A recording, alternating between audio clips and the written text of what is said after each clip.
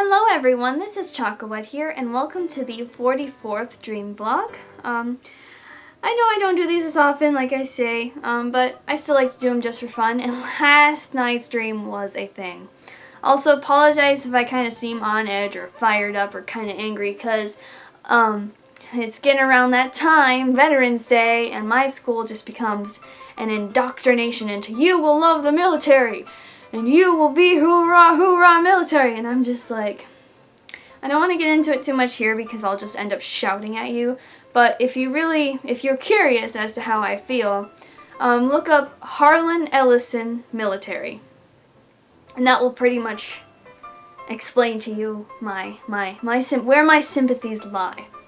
But anyway, I have a feeling that this dream that I had last night was heavily inspired by my finishing of the apocalypse season of American Horror Story. I'm not like super into American Horror Story, but I do like it a lot. Murder House and Freak Show are my favorite seasons, but Apocalypse was pretty darn good. So in my dream, the environment around me in my room wasn't altered too much, but I was visited by this woman who handed me a baby. And she told me that I'm the baby's new parent. Surprise! So she tells me that the baby's father is none other than Full Moon Pictures founder and director of horrible films, Charles Band. If you don't know Charles Band's name, he directed and wrote like The Evil Bong, Ginger Dead Man, Evil Bong versus Ginger Dead Man. It's a thing. Full Moon Pictures is a thing. But anyways, I realize that I've now become a parent of this child. So I fall asleep with the child in my arms on my bed. And when I wake up the next morning, it starts to hit me in the face that I have to juggle being a parent, living at home, and going to school.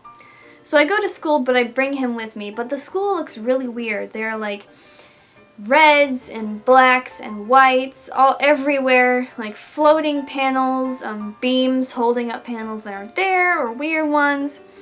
And so I go to this class, and the boy begins to grow into a small toddler.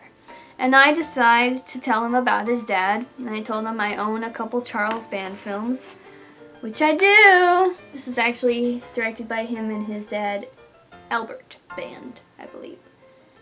Watch Dr. Mordred, it's really good. Pay me. But anyway, and he's like, oh, I would love to learn about my father. And he has like these big black eyes and beautiful blonde hair. But unfortunately, when I get home, occultists are there. And I realize that this young boy is the Antichrist. The son of Charles Band is the Antichrist. And so because of how I've been raising him to be this kind boy, my family and I must be punished. Both of my parents are killed, and there's lots of blood. And the occultists start to perform these like magic rituals, and the room is filled with like green and black and purple smoke. And they just start to unlock what is kept within my adopted son. And then I woke up.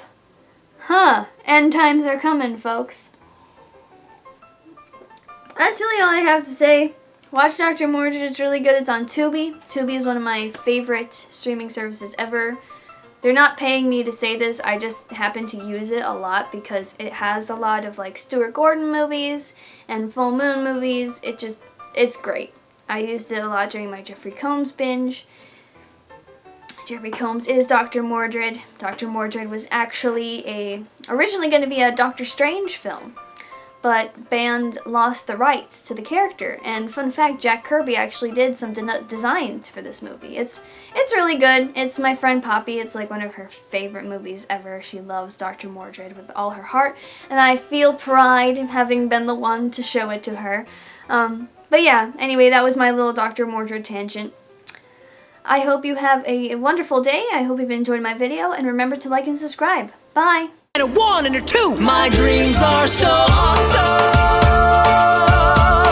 My dreams are so rad.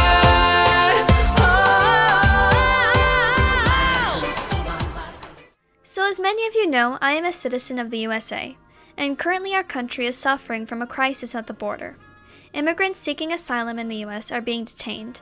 Families are being separated and kept in detention centers in horrible conditions.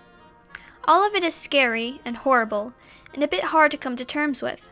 So until things start getting better, I'm placing this message at the end of all of my videos to try to use what little influence I have to bring awareness and help. There are a number of things you can do to help.